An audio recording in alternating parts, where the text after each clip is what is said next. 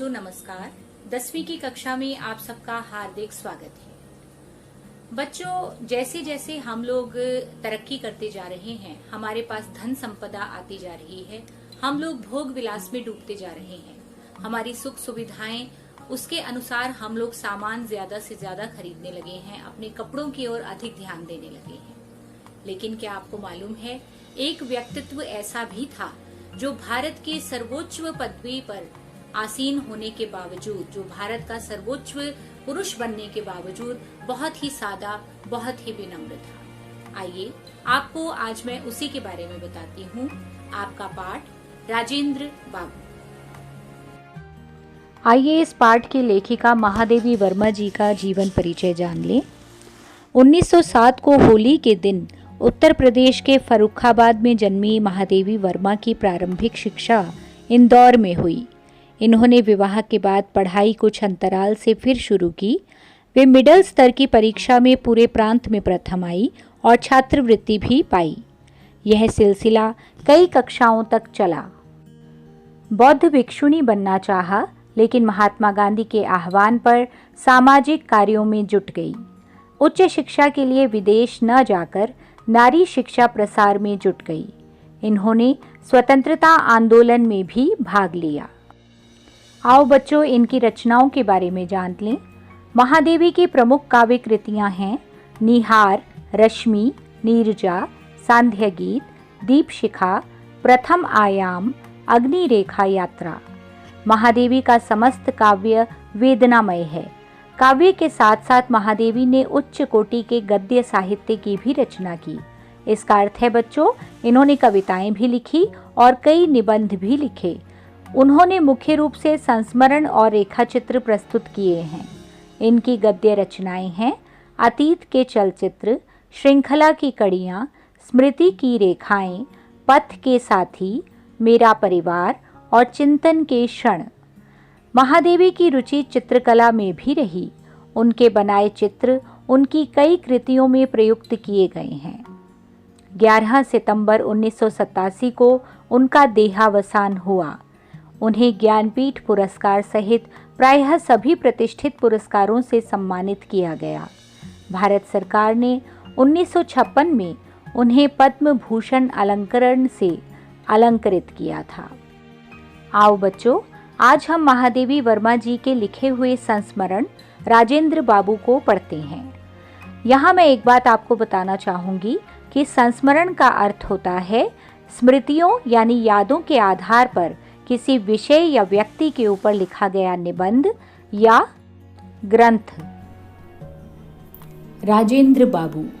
राजेंद्र बाबू को मैंने पहल एक सर्वथा गद्यात्मक वातावरण में ही देखा था, परंतु उस गद्य ने कितने भावात्मक क्षणों की अटूट माला गूंथी है, यहाँ बताना कठिन है। बच्चों, इस पाठ में लेखिका ने अपने संस्मरण में भारत के प्रथम राष्ट्रपति श्री राजेंद्र प्रसाद को याद करते हुए लिखा है कि उन्होंने सबसे पहले राजेंद्र बाबू को एक गद्यात्मक अर्थात सादा और सामान्य वातावरण में देखा था, पर उनके साथ उनकी बहुत सी भावनाएं जुड़ी हुई हैं जो वे यहाँ पर बताना कठिन महसूस कर रही हैं। मैं प्रयाग में बीए की विद्यार्थी थी और शीतावकाश में अपने घर भागलपुर जा रही थी। पटना में भाई से मिलने की बात थी, अतः स्टेशन पर ही प्रतीक्षा के कुछ घंटे व्यतीत करने पड़े। बच्चों, आगे लेखिका कहती हैं कि वे प्रयाग में बीए कर रही थी और सर्दियों की छुट्टियों में अर्थात शीतावकाश में अपने घर जा रही थी और रास्ते में पटना रेलवे स्टेशन पर उन्हें अपने भाई से मिलना था, इसलिए उन्हें वहां पर कुछ घंटे बिताने पड़े। स्टेशन के एक ओर 3 पैर वाली बेंच पर देहातियों की वेशभूषा में परंतु कुछ नागरिक जनों से घिरे सज्जन जो विराजमान थे, उनकी ओर मेरी विहंगम दृष्टि जाकर लौट गई। वास्तव में भाई से यह जानने के उपरांत कि उक्त सज्जन ही राजेंद्र बाबू हैं, मुझे अभिवादन का ध्यान आया। बच्चों, उन्होंने एक सरसरी सी निगाह मारी, लेकिन जब उनके भाई ने बताया कि वे राजेंद्र बाबू हैं तो इन्होंने उन्हें नमस्कार किया, अभिवादन किया। पहली दृष्टि में ही जो आकृति स्मृति में अंकित हो गई थी, उसमें इतने वर्षों ने न कोई नई रेखा जोड़ी है और न ही कोई नया रंग भरा है। आगे लेखिका कहती हैं कि इस पहली दृष्टि में राजेंद्र बाबू की जो याद मेरे मस्तिष्क में अंकित हो गई वो इतने वर्षों में वैसी ही रही, क्योंकि राजेंद्र बाबू की वेशभूषा में बिल्कुल भी बदलाव नहीं आया। सत्य में से जैसे कुछ घटाना या जोड़ना संभव नहीं रहता, वैसे ही सच्चे व्यक्तित्व में भी कुछ जोड़ना घटाना संभव नहीं है। अर्थात वे एक सरल और सच्चे मानव थे जिनके व्यक्तित्व में कुछ भी बदलाव नहीं हुआ। वो जैसे भीतर से थे वैसे ही वे बाहर से थे। आगे उनकी शारीरिक अवस्था का वर्णन करते हुए लेखिका कहती हैं, काले घने पर छोटे कटे हुए बाल, चौड़ा मुख, चौड़ा माथा, घनी भ्रिकुटियों के नीचे बड़ी आंखें, मुख के अनुपात में कुछ भारी नाक, कुछ गोलाई लिए हुए चौड़ी ठुड्डी, कुछ मोटे पर सुडौल होंठ, श्यामल झाई देता हुआ गेहुआ वर्ण, ग्रामीणों जैसी बड़ी बड़ी मूछें जो ऊपर के होंठ पर ही नहीं नीचे के होंठ पर भी रोमिल बालों का आवरण डाले हुए थी। हाथ पैर शरीर सब में लंबाई की ऐसी विशेषता थी जो दृष्टि को अनायास आकर्षित कर लेती थी। उनकी वेशभूषा की ग्रामीणता तो दृष्टि को और भी उलझा देती थी। लेखिका ने उनके मुख का, उनकी शारीरिक अवस्था का वर्णन किया, लेकिन साथ ही वे ये भी बता रही हैं कि उनकी वेशभूषा में जो गांव वालों की झलक थी वो हमें और भी उलझा कर रख देती थी। खादी की मोटी धोती ऐसा फेंटा देकर बांधी गई थी कि एक और दाहिने पैर पर घुटना छूती थी और दूसरी ओर बाएं पैर की पिंडली। मोटे खुरदरे काले बंद गले की कोट के ऊपर का भाग बटन टूट जाने के कारण खुला था और घुटने के नीचे का बटनों से बंद था। सर्दी के कारण पैरों में मोजे जूते तो थे, परंतु कोट और धोती के समान उनमें भी विचित्र स्वच्छंदतावाद था। स्वच्छंदतावाद का अर्थ यहाँ पर यह है कि वे बिल्कुल आज़ाद किस्म के थे। उन्होंने कभी ध्यान नहीं दिया कि मुझे किस तरह के वस्त्र पहनने चाहिए। वो बहुत सरल व्यक्ति थे। एक मोजा जूते पर उतर आया था और दूसरा टखने पर घेरा बना रहा था। मिट्टी की परत से न जूतों के रंग का पता चलता था न रूप का। गांधी टोपी की स्थिति तो और भी विचित्र थी। उसकी आगे की नोक बाईं भौं पर खिसक आई थी और टोपी की कोर माथे पर पट्टी की तरह लिपटी हुई थी। देखकर लगता था मानो वे किसी हड़बड़ी में चलते चलते कपड़े पहनते आए हैं। अतः जो जहां स्थिति में अटक गया वह वहीं उसी स्थिति में अटका रह गया। तो बच्चों, यहाँ पर भारत के प्रथम राष्ट्रपति श्री राजेंद्र प्रसाद की वेशभूषा के बारे में टिप्पणी करते हुए लेखिका ने याद किया है कि वे बहुत ही सरल स्वभाव के व्यक्ति थे, इसलिए उन्हें इस बात की कोई परेशानी कभी नहीं हुई कि उनके कपड़े किस तरह से हैं या लोग उनके बारे में क्या सोचेंगे। वे बिल्कुल आम गांव वालों की तरह ही वस्त्र पहनते थे। उनकी मुखाकृति देखकर अनुभव होता था मानो इन्हें पहले कहीं देखा है। अनेक व्यक्तियों ने उन्हें प्रथम बार देखकर भी ऐसा ही अनुभव किया होगा। बहुत सोचने के उपरांत उस प्रकार की अनुभूति का कारण समझ में आ सका। बच्चों, कई बार ऐसा होता है ना कि किसी को देखकर हमें लगता है जैसे इसे पहले भी कहीं देखा है। और ये कब लगता है, आगे उसकी व्याख्या कर रही हैं लेखिका कि राजेंद्र बाबू की मुखाकृति ही नहीं, उनके शरीर के संपूर्ण गठन में एक सामान्य भारतीय जन की आकृति और गठन की छाया थी। अतः उन्हें देखने वाले को कोई न कोई आकृति या व्यक्ति स्मरण हो आता था और वह अनुभव करने लगता था कि इस प्रकार के व्यक्ति को पहले भी कहीं देखा है। आकृति तथा वेशभूषा के समान ही वे अपने स्वभाव और रहन सहन में सामान्य भारतीय या भारतीय कृषक का ही प्रतिनिधित्व करते थे। प्रतिभा और बुद्धि की विशिष्टता के साथ साथ उन्हें जो गंभीर संवेदना प्राप्त हुई थी वही उनकी सामान्यता को गरिमा प्रदान करती थी। भाई जवाहरलाल जी की अस्त व्यस्तता भी व्यवस्था से निर्मित होती थी, किंतु राजेंद्र बाबू की सारी व्यवस्था ही अस्त व्यस्तता का पर्याय थी। दूसरे यदि जवाहरलाल जी की अस्त व्यस्तता को देख लें तो उन्हें बुरा नहीं लगता था, परंतु अपनी अस्त व्यस्तता के प्रकट होने पर राजेंद्र बाबू भूल करने वाले बालक के समान संकुचित हो जाते थे।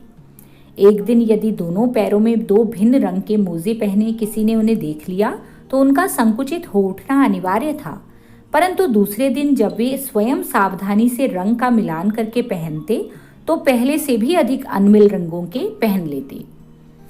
बच्चों, इस परिच्छेद में लेखिका बताती हैं कि भारत के प्रथम प्रधानमंत्री जवाहरलाल नेहरू जी के भी यदि कपड़े अस्त व्यस्त होते थे तो वो उनको ज़्यादा फर्क नहीं पड़ता था, लेकिन यदि कहीं राजेंद्र बाबू को कोई टोक देता था कि आपने किस तरह के एक वस्त्र पहने हैं, तो जैसे एक छोटा सा बालक शर्मा जाता है वैसे ही वे संकुचित हो उठते थे। वो बहुत कोशिश करते कि मैं अपने कपड़ों को अच्छे से रंगों को मिलाकर पहनूं, लेकिन ऐसा नहीं हो पाता था क्योंकि वे बहुत ही साधारण स्वभाव के, सरल स्वभाव के व्यक्ति थे। उनकी वेशभूषा की अस्त व्यस्तता के साथ उनके निजी सचिव और सहचर भाई चक्रधर जी का स्मरण अनायास हो आता है। बच्चों, उनके निजी सचिव और सहचर का नाम था भाई चक्रधर जी। अब मोजों में से 5 उंगलियां बाहर निकलने लगती, जब जूते के तले पैर के तलवों के गवाक्ष बनने लगते, जब धोती, कुर्ते, कोट आदि का खद्दर अपने मूल ताने बाने में बदलने लगता, तब चक्रधर इस पुरातन सज्जा को अपने लिए सहेज लेते। उन्होंने वर्षों तक इसी प्रकार राजेंद्र बाबू के पुराने परिधान से अपने आप को प्रसादित कर कृतार्थता का अनुभव किया था। मैंने ऐसे गुरु शिष्य या स्वामी सेवक फिर अब तक नहीं देखे।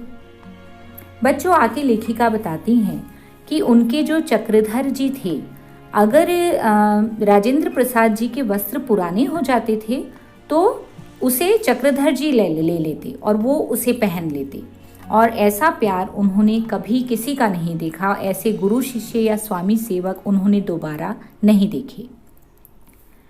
राजेंद्र बाबू के निकट संपर्क में आने का अवसर मुझे सन 1937 में मिला, जब वे कांग्रेस के अध्यक्ष के रूप में महिला विद्यापीठ महाविद्यालय के भवन का शिलान्यास करने प्रयाग आई। उनसे ज्ञात हुआ कि उनकी 15-16 पौत्रियां हैं जिनकी पढ़ाई की व्यवस्था नहीं हो पाई है। मैं यदि अपने छात्रावास में रखकर उन्हें विद्यापीठ की परीक्षाओं में बैठा सकूं तो उन्हें शीघ्र कुछ विद्या प्राप्त हो सकेगी।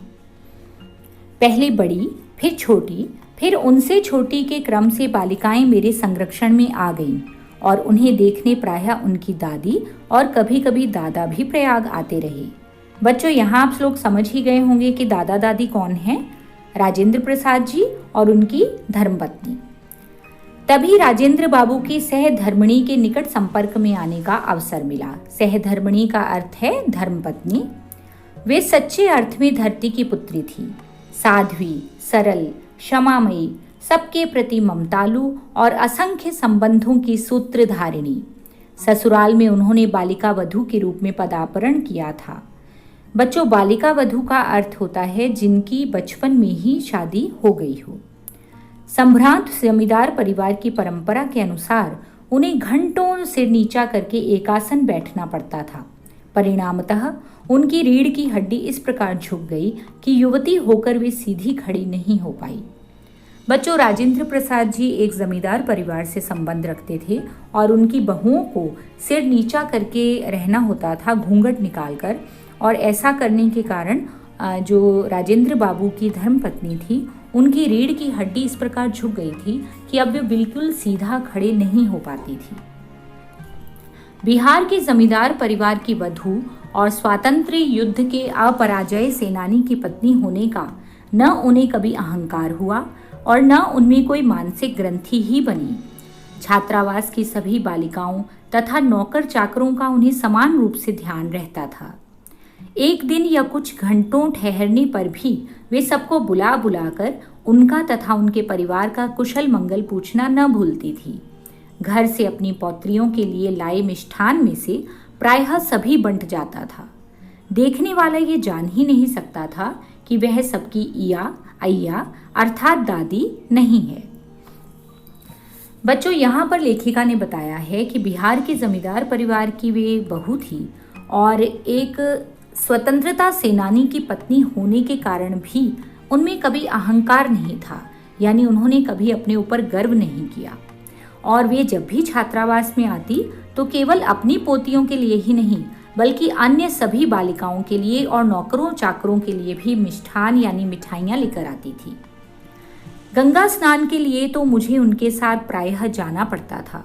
उस दिन संगम पर जितना दूध मिलता जितने फूल दिखाई देते सब उनकी ओर से ही गंगा यमुना की भेंट हो जाते। कोलाहल करते हुए पंडों की पूरी पलटन उन्हें घेर लेती थी, पर वे बिना विचलित हुए शांत भाव से प्रत्येक को उसका प्राप्य देती चलती थी। बच्चों, यहाँ पर लेखिका ने बताया है कि गंगा स्नान के लिए वे उनके साथ जाती थी और वहाँ पर जितने फूल, दूध आदि गंगा यमुना को चढ़ाए जाते थे वो उनकी ओर से ही उस दिन होते थे, और जितने पंडित होते थे वे भी कुछ ना कुछ पाने के लिए उनके आसपास ही रहते थे। बालिकाओं के संबंध में राजेंद्र बाबू का स्पष्ट निर्देश था कि वे सामान्य बालिकाओं के साथ बहुत सादगी और संयम से रहें। वे खादी के कपड़े पहनती थीं, जिन्हें वे स्वयं ही धो लेती थीं। उनके साबुन, तेल आदि का व्यय भी सीमित था। कमरे की सफाई, झाड़ू पोंछ, गुरुजनों की सेवा आदि भी उनके अध्ययन के आवश्यक अंग थे। बच्चों, यहाँ पर लेखिका ने बताया है कि राजेंद्र बाबू का स्पष्ट निर्देश था कि उनको आम बालिकाओं की तरह ही उनकी पोतियों को रखा जाए।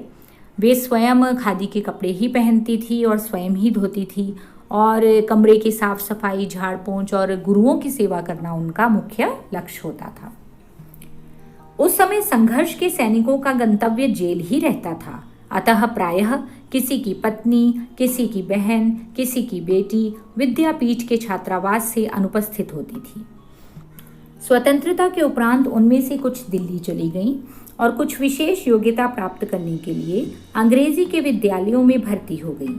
केवल राजेंद्र बाबू की पौत्रियां अपवाद रहीं। बच्चों, यहाँ पर लेखिका ने बताया है कि उस समय जितने भी सैनिक होते थे वो जेल में आते जाते रहते थे, इसलिए विद्यापीठ में से आमतौर पर किसी की बेटी, किसी की पत्नी कभी न कभी वहाँ से चली जाती थी, और स्वतंत्रता के बाद उनमें से कुछ दिल्ली चली गई थी और कुछ अंग्रेजी विद्यालयों में भर्ती हो गई थी। लेकिन राजेंद्र बाबू की जो पोतियां थी वो आज भी लेखिका के ही विद्यापीठ में पढ़ रही थी।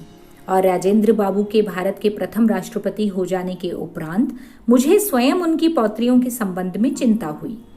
उनका स्पष्ट उत्तर मिला, महादेवी बहन, दिल्ली मेरा नहीं है, राष्ट्रपति भवन मेरा नहीं है। अहंकार से मेरी पोतियों का दिमाग खराब ना हो जाए, तुम केवल इसकी चिंता करो। वे जैसी रहती आई हैं उसी प्रकार रहेंगी।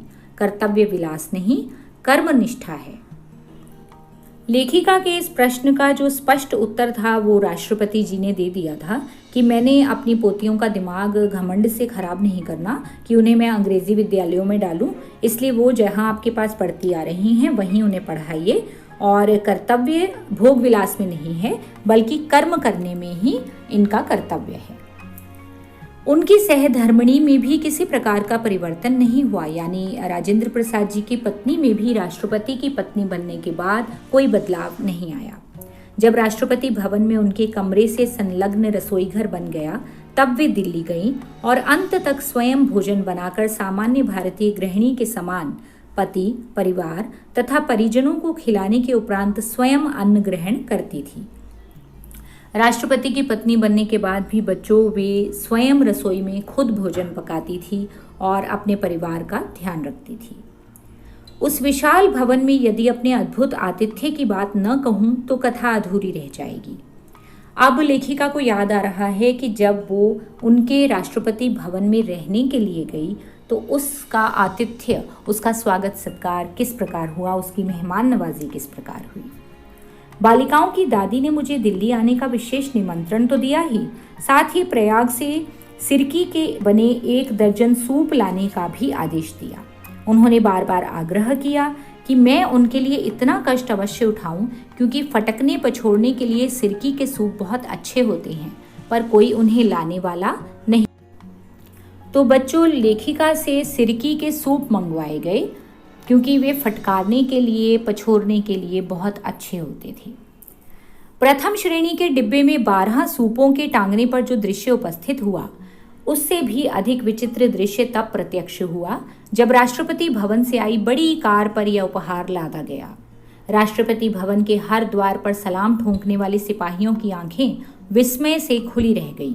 ऐसी भेंट लेकर कोई अतिथि ना कभी वहां पहुंचा था न पहुंचेगा, पर भवन की तत्कालीन स्वामिनी ने मुझे अंक में भर लिया। बता दूं कि सूप कहते हैं अनाज साफ करने के एक पात्र को, छाछ को, और जब वो प्रथम श्रेणी के डब्बे में, यानी प्रथम श्रेणी के रेल के डब्बे में रखकर लेखिका लेकर आई और बाद में राष्ट्रपति भवन की कार में लेकर आई, तो सब हैरान रह गए कि आखिर यह कैसा उपहार है। राजेंद्र बाबू तथा उनकी सहधर्मिणी सप्ताह में एक दिन अन्न नहीं ग्रहण करते थे।